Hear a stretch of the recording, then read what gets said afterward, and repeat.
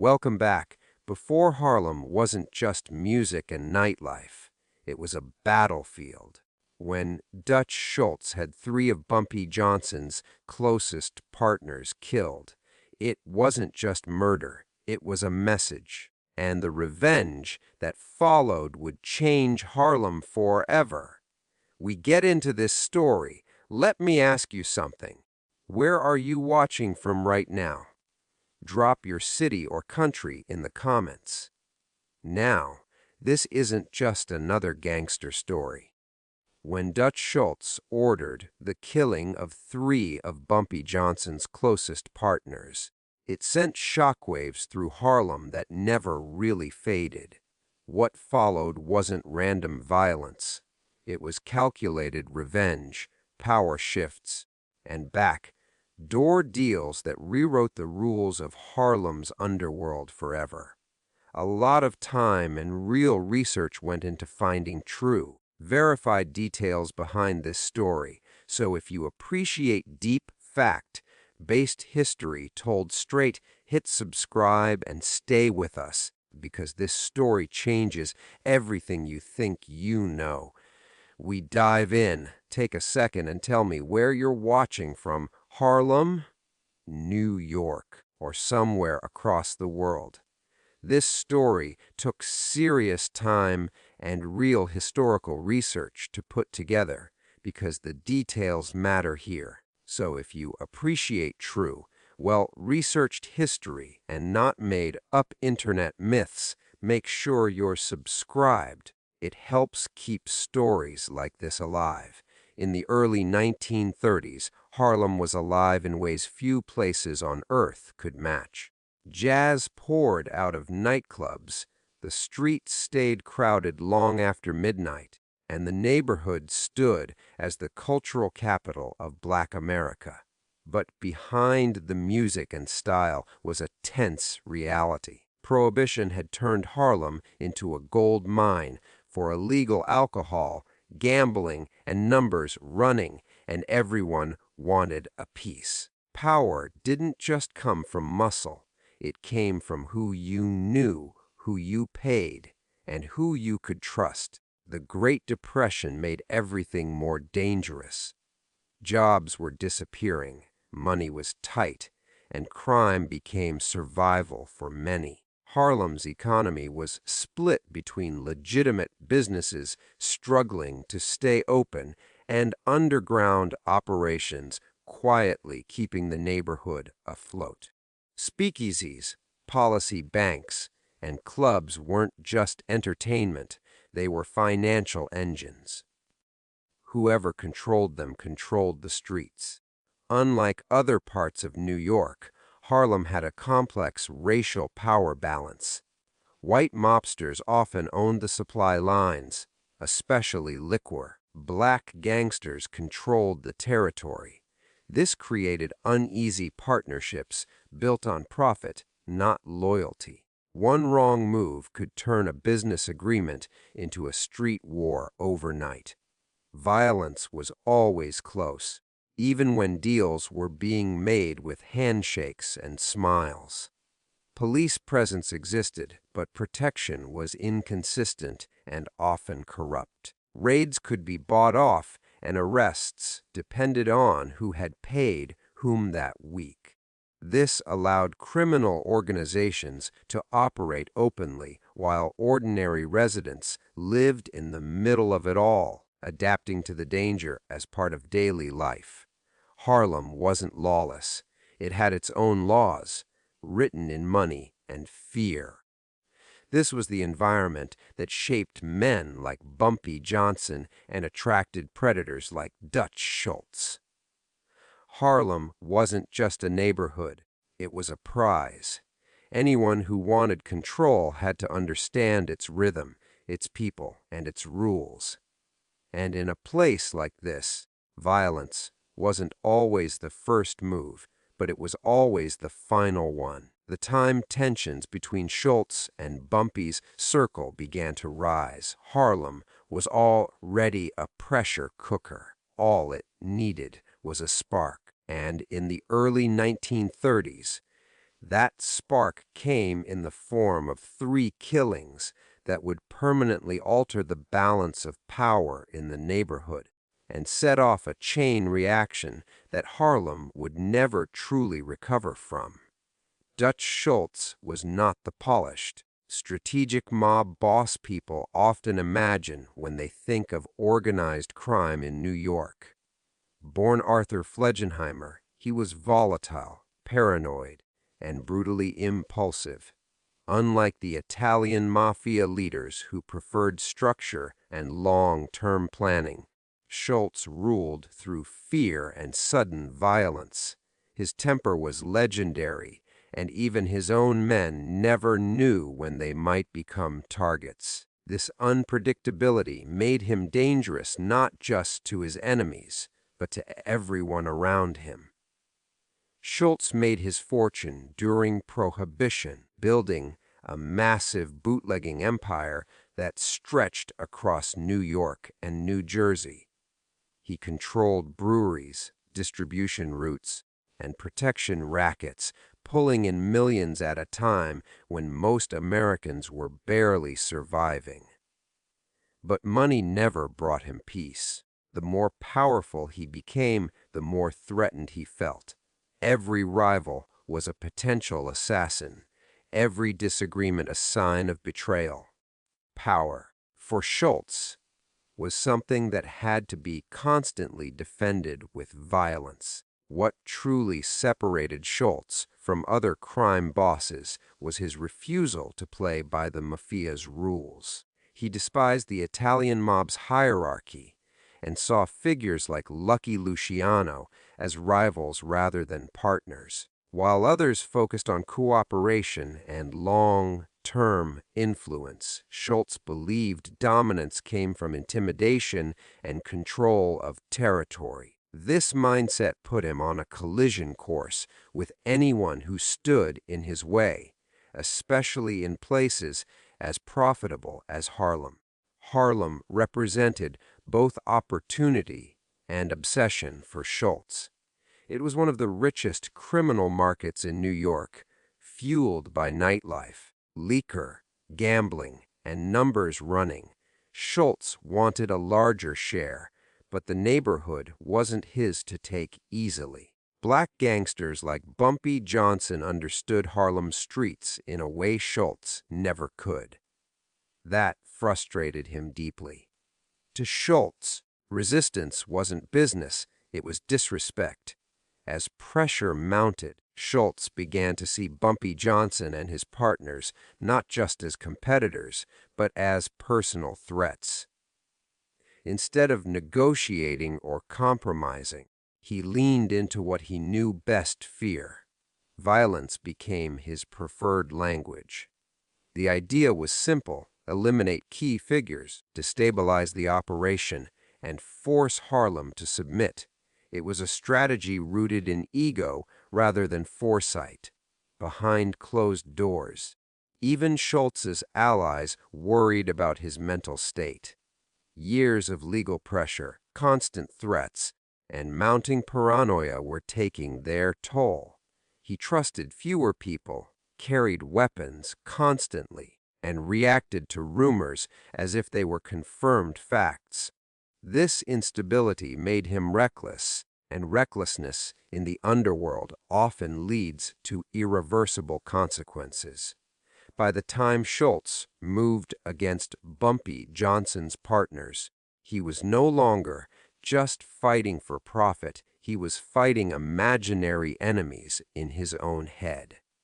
The killings weren't just tactical decisions, they were emotional outbursts backed by power. And while Schultz believed these moves would secure his dominance, they instead set off a chain of events that would isolate him, strengthen his enemies, and push Harlem toward a turning point that could never be undone. Bumpy Johnson's rise to power didn't happen overnight. It wasn't driven by blind violence.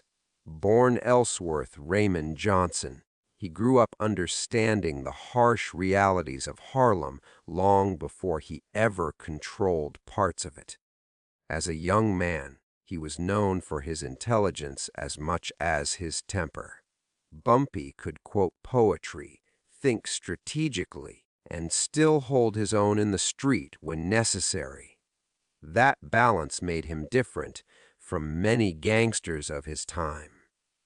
In Harlem's Underworld, reputation mattered more than titles, and Bumpy built his reputation carefully. Early on, he aligned himself with influential figures in the neighborhood's numbers racket, learning how money really moved behind the scenes. He wasn't just collecting, he was observing. Who paid whom, who could be trusted, and who was lying. This patience allowed him to climb without drawing unnecessary attention too soon. One of the most important factors in Bumpy's rise was his understanding of Harlem's people. Unlike outsiders who saw the neighborhood only as a source of profit, Bumpy lived there and moved through it daily. He knew which clubs mattered, which streets were dangerous after dark, and which community figures could calm tensions. This gave him a level of protection that money alone couldn't buy. Harlem didn't just fear him, many respected him. Bumpy also understood power, sharing better than most. He knew when to compromise and when to stand firm. While he was willing to work with white mob figures when it benefited Harlem-based operations, he never allowed himself to be treated as expendable. He demanded respect, and when it wasn't given, he remembered. Long memory became one of his greatest weapons.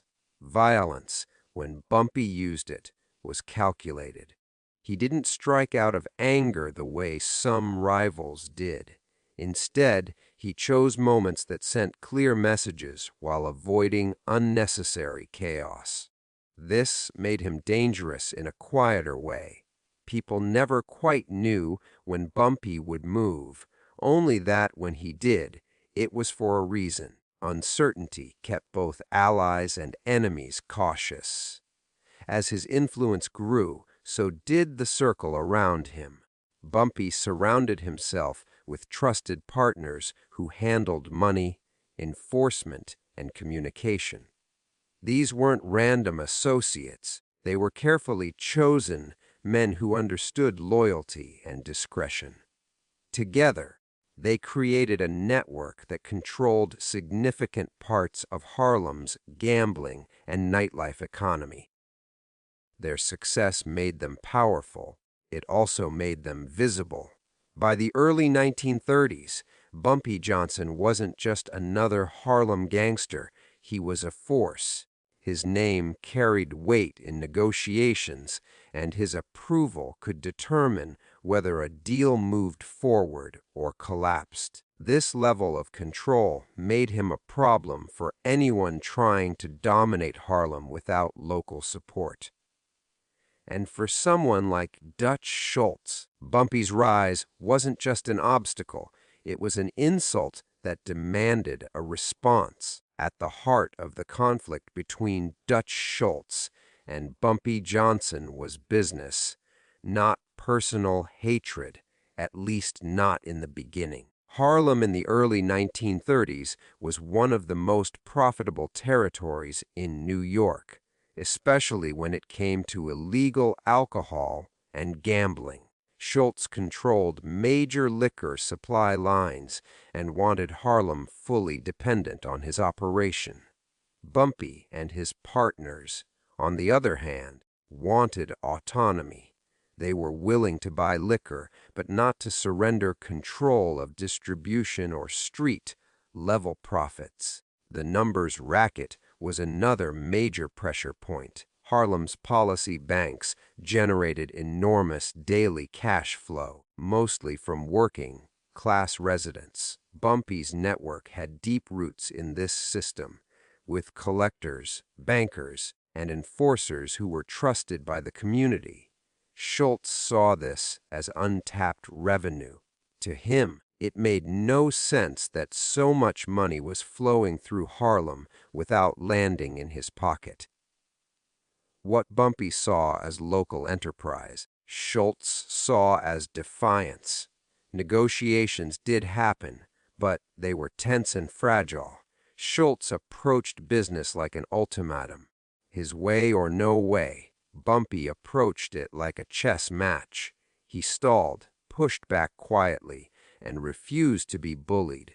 Every delayed payment, every side deal, every refusal to expand Schultz's control added friction. What might have been settled through compromise instead became a slow, burning standoff. The problem was that both men understood power very differently. Schultz believed power came from fear and dominance. If people were scared enough, they'd fall in line. Bumpy believed power came from stability and loyalty. If the neighborhood trusted you, they'd protect you. These opposing philosophies made a peaceful resolution almost impossible. Each man thought the other was playing a dangerous game. Money amplified the tension. During the Depression, cash meant survival, and losing territory meant weakness. Schultz felt his empire was being challenged, and he took that personally. Bumpy felt Harlem was being threatened by an outsider who didn't respect its structure. Every dollar that didn't reach Schultz felt like theft. Every demand Schultz made felt like invasion. As smaller disputes piled up, patience ran out. Schultz began to view Bumpy's partners as pressure points rather than businessmen. If he couldn't bend Bumpy directly, he'd break the system around him. This shift from negotiation to intimidation marked the real turning point. Business disagreements stopped being about percentages and started being about bodies. Once that line was crossed, there was no going back. What began as a struggle over liquor rotes and gambling profits transformed into open warfare. The business conflict didn't just set the stage for violence. It justified it, at least in Schultz's mind. And when money and ego collide in a place like Harlem, the result is never quiet. Dutch Schultz didn't target Bumpy Johnson's partners by accident, and it wasn't random street violence. From Schultz's point of view, Bumpy himself was too protected to touch directly.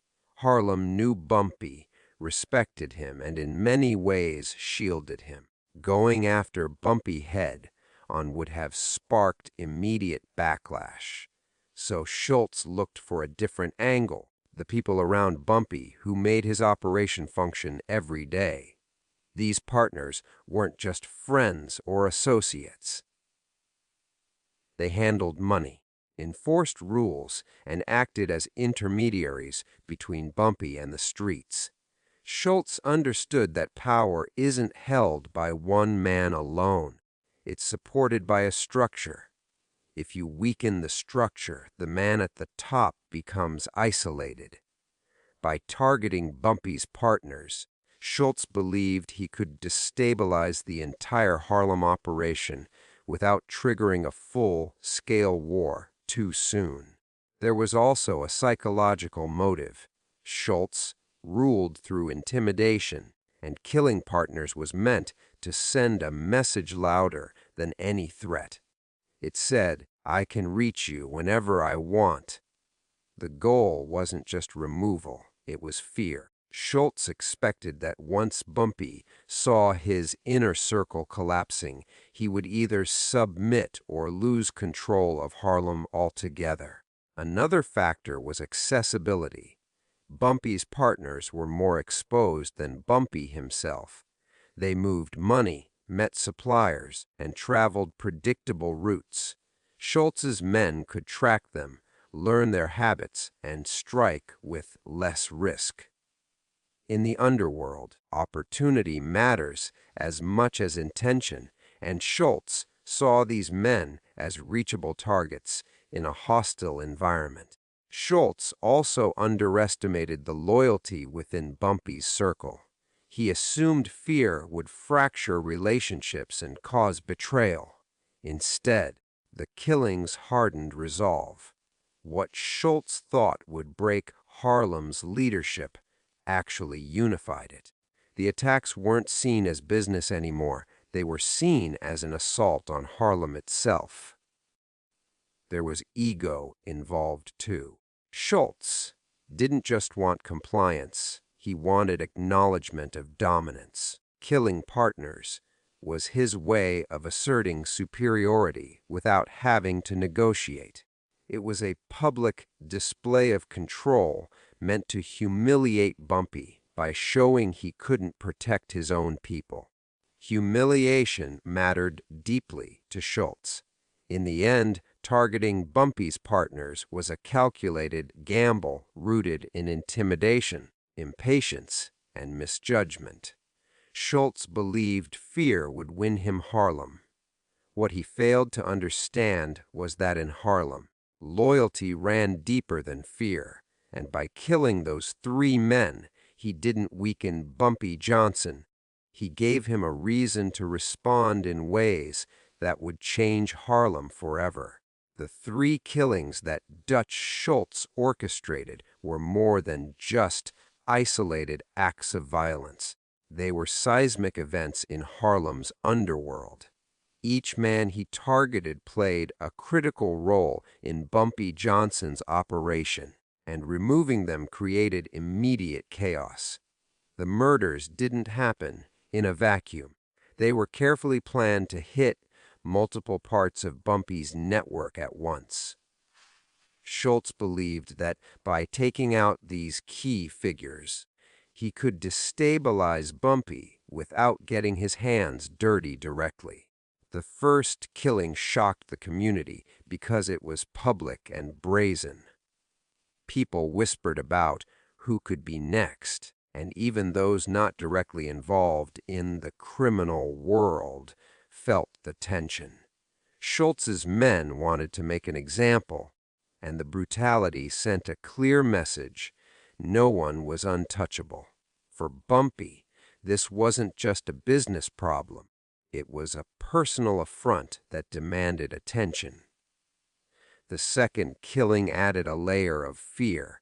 Schultz understood the power of repetition. One death could be seen as an accident or coincidence, but multiple hits signaled intent and control. The pattern created panic among Bumpy's associates, and some began to question whether loyalty could survive when death could strike so suddenly. For Schultz, this was supposed to weaken Bumpy's network from within, but it had the opposite effect. The third killing was decisive. It demonstrated Schultz's willingness to cross lines that most mobsters avoided, hitting men who were considered untouchable because of their close relationship with Bumpy. At this point, Harlem's underworld was forced to acknowledge that Schultz was serious, that he was willing to escalate, and that retaliation was inevitable. This final act marked the transition from a business conflict to an all-out power struggle.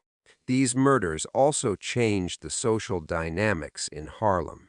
Regular residents, business owners, and even minor criminals began to adjust their behavior out of fear. Streets that had once been bustling with commerce and nightlife became more cautious zones, and the trust networks that Bumpy had built began to be tested. Schultz may have wanted to intimidate. He inadvertently galvanized the community around Bumpy. Beyond fear, the killings set a precedent. Other mobsters and gang leaders took note of Schultz's methods and either distanced themselves or prepared their own defenses. The killings became a lesson in escalation. Violence could be used strategically, but it also came with consequences. Schultz may have achieved temporary control, but he had also painted a target on his back. In the end, the three murders didn't just remove Bumpy Johnson's partners.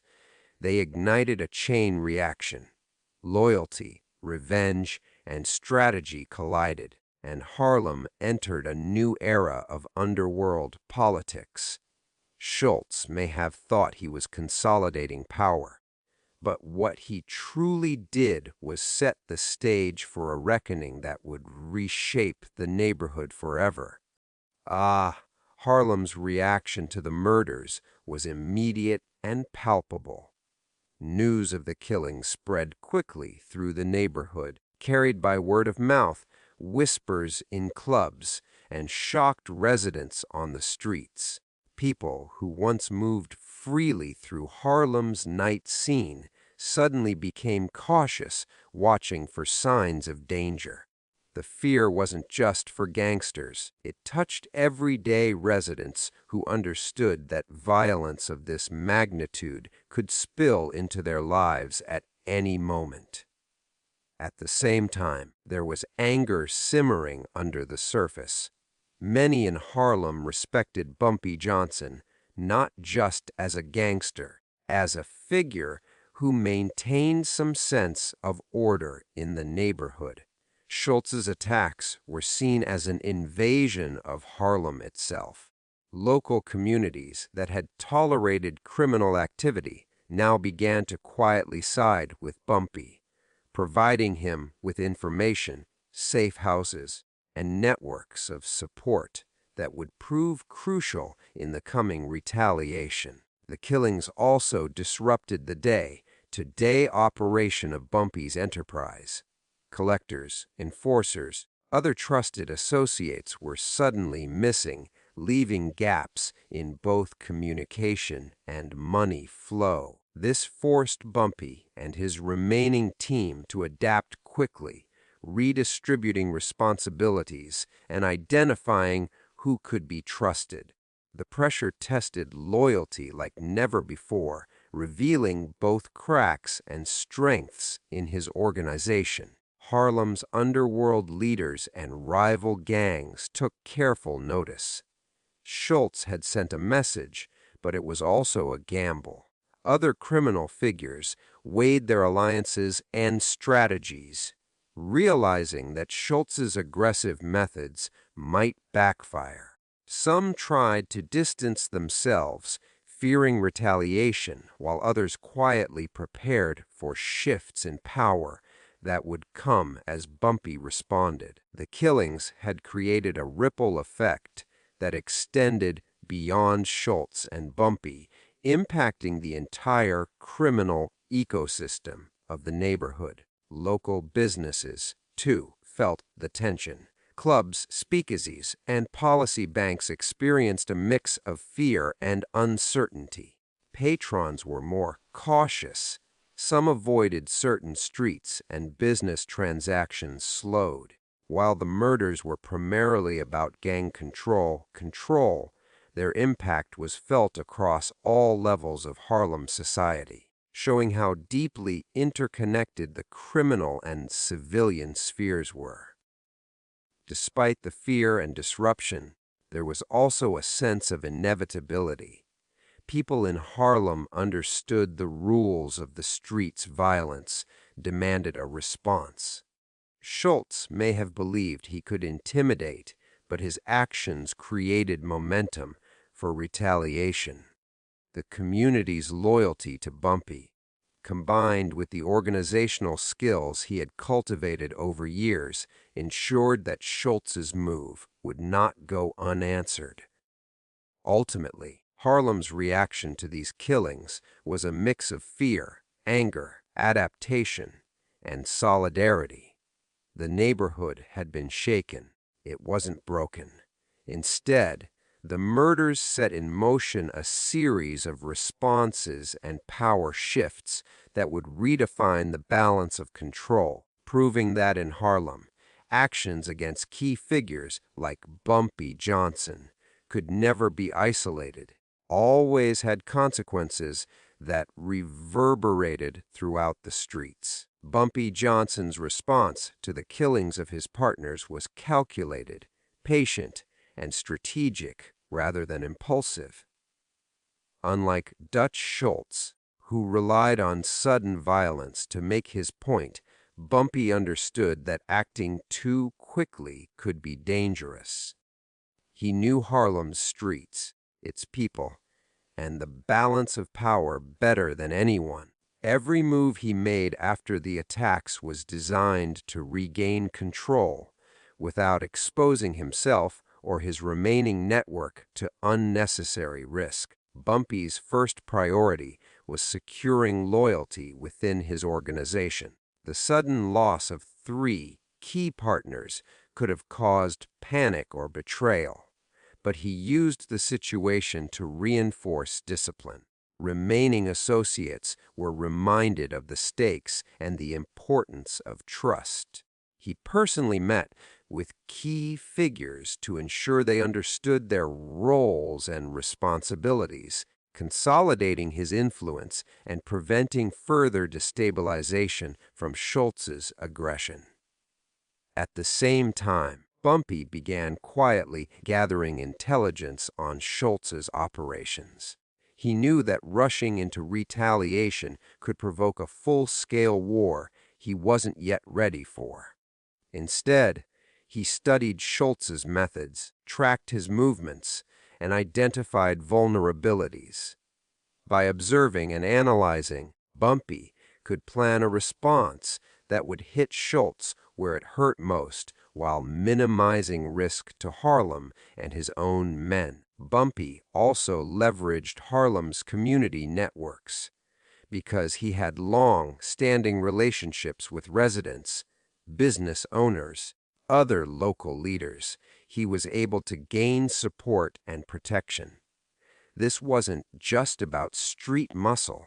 It was about influence and trust. People provided information, resources, and safe spaces, ensuring that Bumpy could operate with an advantage that Schultz lacked as an outsider. In parallel, Bumpy ensured that Schultz understood he hadn't won. While there was no immediate retaliation, rumors and subtle messages made it clear that Harlem's underworld remained loyal to him. Schultz may have thought fear would break Bumpy. Instead, it strengthened his reputation. The killings of his partners became a rallying point for Harlem, uniting allies who might otherwise have remained neutral. Bumpy's response was also psychological. By not reacting violently right away, he forced Schultz to overestimate his own dominance and underestimate Bumpy's capability for strategic revenge. Schultz's impulsive approach made him predictable, while Bumpy's patience created uncertainty, an advantage he could exploit later. It was a classic battle of brains versus brute force. Ultimately, Bumpy Johnson's silent but calculated response ensured that Schultz's attacks did not achieve their intended goal. Instead of being weakened, Harlem's underworld grew more organized and loyal, preparing for a counterstrike that would not only avenge the murders, but reshape power dynamics in the neighborhood. Bumpy's restraint in the immediate aftermath demonstrated why he would become one of Harlem's most enduring and respected figures in criminal history. The distinction between strategic revenge and emotional revenge became starkly clear in the aftermath of Dutch Schultz's attacks. For Schultz, revenge was often impulsive, rooted in anger and ego. He killed Bumpy Johnson's partners out of a desire to intimidate and assert dominance, reacting to perceived slights rather than carefully calculated moves. His approach prioritized immediate impact over long-term consequences. While it created short-term fear, it also exposed him to vulnerabilities he hadn't anticipated. Bumpy Johnson in contrast, approached revenge with a long-term strategy. He understood that responding in the heat of the moment could lead to chaos, endanger innocent people, and potentially weaken his own organization. Instead of striking immediately, he observed, analyzed, and waited for the right opportunity. Every decision was weighed for its effect on his network, his reputation, and the neighborhood. This patience allowed him to turn Schultz's aggression into a disadvantage. Strategic revenge involves more than just retaliation. It's about sending a message, controlling perception, and reshaping power dynamics. Bumpy's counter moves were designed to demonstrate strength while minimizing collateral damage.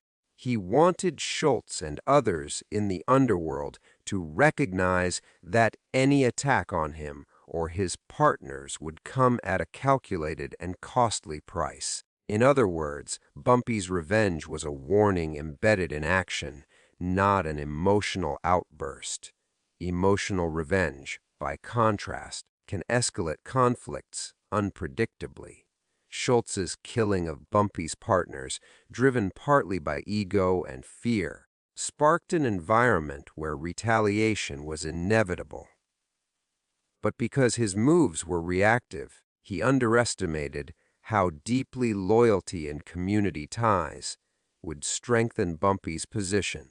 The result was that Schultz's emotional revenge planted the seeds for a strategic counterstrike that would later dismantle his influence in Harlem. In practice, strategic revenge also involves timing. Bumpy waited for opportune moments to strike, choosing situations where Schultz would be most vulnerable, where he could control the narrative, and where Harlem itself would side with him if needed. This allowed him to maintain the moral and tactical high ground, proving that intelligence and patience could triumph over brute force and fear. Another aspect of strategic revenge is psychological impact. Bumpy's calculated moves created uncertainty and fear in Schultz's ranks. Men who worked for Schultz began second, guessing his decisions, questioning loyalty, and wondering if their leader could truly protect them. This slowly undermined Schultz's authority, showing how a controlled response could have broader consequences than impulsive attacks. Ultimately, the contrast between Schultz's emotional revenge and Bumpy Johnson's strategic approach defined the trajectory of Harlem's underworld. Schultz acted first, driven by anger and ego. Bumpy acted later, driven by calculation and understanding. By turning emotion into strategy, Bumpy not only avenged his partners, but also cemented his legacy as one of the most cunning and respected figures in Harlem's history. The killings of Bumpy Johnson's partners triggered immediate and significant shifts in Harlem's criminal alliances. Before the murders, the neighborhood's underworld was a complex web of relationships between local black gangs, Italian mobsters, opportunistic outsiders like Dutch Schultz. While tensions existed, there was a fragile balance maintained through mutual benefit, fear, and unspoken rules. Schultz's brazen attacks disrupted that balance entirely, forcing everyone to reassess loyalties and strategies. Some smaller gangs and independent operators began distancing themselves from Schultz, weary of aligning with someone so unpredictable and violent. His sudden escalation made it clear that working with him carried risks beyond ordinary competition. Meanwhile, those loyal to Bumpy Johnson recognized an opportunity to strengthen their own positions by reaffirming loyalty and signaling support. Alliances began to realign almost overnight as old connections were tested and new ones formed under the pressure of uncertainty. Italian mob figures and other outside operators also took notice. Schultz's aggression in Harlem was a challenge not only to Bumpy, but to the broader criminal hierarchy in New York. While some tried to negotiate or mediate, others quietly prepared for potential conflict. Realizing that Harlem was no longer a stable environment for profit, the murders had set off a ripple effect, where decisions made in one corner of the city could have immediate consequences elsewhere. Within Bumpy Johnson's own network, the killings forced rapid consolidation. Associates who had previously operated semi-independently were now brought closer under his direct command. Responsibilities were redistributed to ensure continuity of operations and to prevent further exploitation by Schultz or any opportunistic rivals. This tightening of internal structure made Bumpy's organization more resilient than it had been before, transforming what was a loose network into a more disciplined force. Trust became a central currency in the aftermath. Those who proved loyalty to Bumpy gained influence, while those who wavered risked being sidelined or removed. Schultz had underestimated how deeply rooted loyalty could be in Harlem's underworld. The murders, intended to intimidate and divide, actually unified Bumpy's allies, creating a network that could respond decisively to threats. The broader effect was a realignment of power across Harlem. Street-level operations, protection rackets, and numbers games were now clearly under Bumpy's sphere of influence. Schultz's presence, once a looming threat, became increasingly precarious as alliances shifted and key figures began hedging their bets against him. The balance of power was no longer static. It had moved decisively in Bumpy's favor. Ultimately, the killings didn't just remove key individuals. They reshaped the political and criminal landscape of Harlem. Alliances were tested. Old enemies reconsidered their positions, and Bumpy Johnson emerged stronger, more organized, and more respected than before. Schultz's attempt to dominate the neighborhood through violence inadvertently accelerated the very power shifts that would eventually undermine him and solidify Bumpy's legacy. The long-term impact of Dutch Schultz's killings on Harlem's underworld was profound and lasting. What might have seemed at the time like a calculated strike to intimidate Bumpy Johnson and consolidate power, instead set off a chain of events that reshaped the neighborhood for decades. The murders not only altered immediate alliances, but also changed how organized crime operated in Harlem, forcing gangsters to rethink strategy, loyalty, and control. One of the clearest long-term effects was the centralization of power under Bumpy Johnson. Before Schultz's attack, Harlem's criminal world was more fragmented, with multiple competing factions vying for influence. After the murders, it became apparent that Bumpy was the figure capable of commanding loyalty, coordinating operations, and managing both his allies and rivals effectively. His reputation for intelligence, patience, and strategic planning solidified, making him the undisputed leader of Harlem's underworld. The murders also demonstrated the limits of fear as a tool for control. Schultz had assumed that killing key partners would make Bumpy submit, but it had the opposite effect. The long-term lesson for criminals in Harlem, and later for organized crime figures across New York, was that loyalty and community ties often outweighed intimidation. Fear could produce short-term compliance. Respect and strategic alliances determined enduring power. In addition, the killings shifted the way Harlem's criminal enterprises were structured.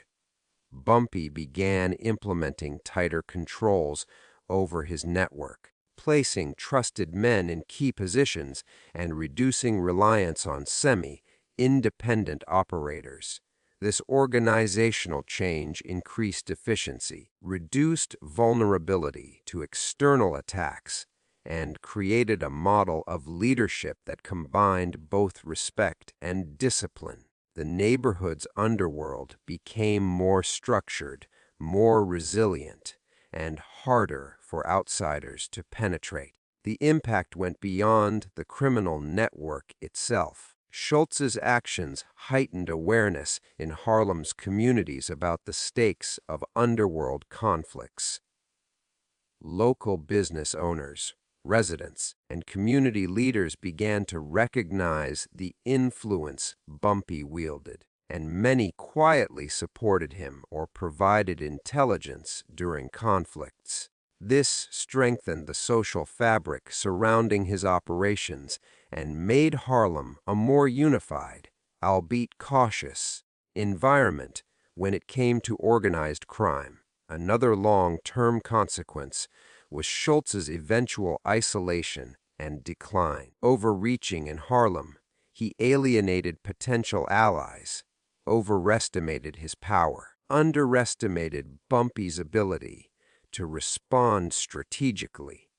The repercussions of his actions extended beyond his lifetime, illustrating how a single series of violent decisions could ripple through the underworld, weakening even the most powerful figures.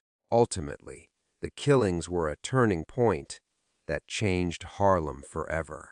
They marked the end of an era where outsiders like Schultz could dictate terms through sheer aggression. Instead, they solidified Bumpy Johnson's role as a strategic, respected, and enduring power in Harlem. The neighborhood's criminal landscape became more organized, more loyal, and more aware of the delicate balance between fear, respect, strategic planning, lessons that would echo throughout Harlem for decades to come. The events surrounding Dutch Schultz's killings of Bumpy Johnson's partners didn't just have immediate consequences, permanently altered Harlem's social, criminal, and political landscape. Before these murders, Harlem's underworld was fractured, with multiple competing gangs, outside mob influence, and an uneasy balance between profit and power.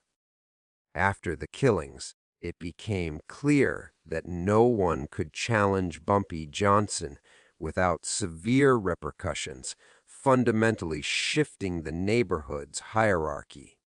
One of the most visible changes was the consolidation of control.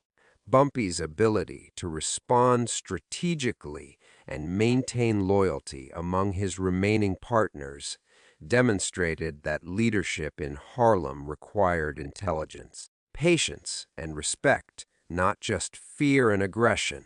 This elevated him from one of many players to the central figure in Harlem's criminal ecosystem. Alliances began to revolve around him, and his word carried weight in both underground operations and, indirectly, in Harlem's day-to-day life. The killings also changed how outsiders like Dutch Schultz and the Italian mob approached Harlem. Schultz had treated the neighborhood as a target for expansion, assuming that violence would break its power structures. Instead, Harlem proved resilient. Outsiders learned that local knowledge, community ties, and strategic leadership mattered more than raw force. Future attempts to control Harlem would require negotiation and respect, not just intimidation. In the streets, The murders instilled both fear and caution, but they also sparked a sense of unity. Residents, business owners, and local figures saw the importance of a figure like Bumpy in maintaining a certain order. While his operations were illegal, his influence prevented total chaos. The community learned who held real power, and in subtle ways, people adjusted their lives to navigate the changed dynamics safely. The neighborhood's criminal networks also became more disciplined and organized. Bumpy reinforced structures within his operation, ensuring that key roles were filled with trusted men and that communication and enforcement were centralized. This made Harlem harder to infiltrate, more resilient against attacks, and more efficient in its illegal enterprises. The murders of his partners acted as a catalyst for this evolution, turning a loosely connected network into a tightly controlled system. On a psychological level, the killing sent a lasting message as power could not be assumed, and challenges came with consequences. Schultz's failure to eliminate Bumpy or dominate Harlem demonstrated that miscalculations in strategy and underestimation of local intelligence could have severe repercussions. This moment became a blueprint for both Harlem's criminals and outsiders for understanding influence, loyalty, and calculated revenge. Ultimately, the killings changed Harlem forever because they marked the end of outsider dominance, the rise of strategic leadership, and the consolidation of underworld power under Bumpy Johnson. The neighborhood's criminal and social landscape was reshaped in ways that endured for decades, proving that a single series of violent events could ripple outward to affect alliances, community dynamics, and the very structure of power in a way nothing else had before. Harlem would never be the same again, and the legacy of those murders and the revenge that followed cemented its place in the history of organized crime. Here's a strong, cinematic ending hook that will leave viewers thinking and boost engagement. In the end, Dutch Schultz thought he was rewriting Harlem's rules, but he only wrote the prologue for Bumpy Johnson's rise. The streets remembered, the Allies remembered, and Harlem itself would never forget. So tell me, if you were in Harlem that night, who would you have feared more? Drop your thoughts in the comments, and make sure you're subscribed, because some stories aren't just history. They're lessons in power, loyalty, and revenge.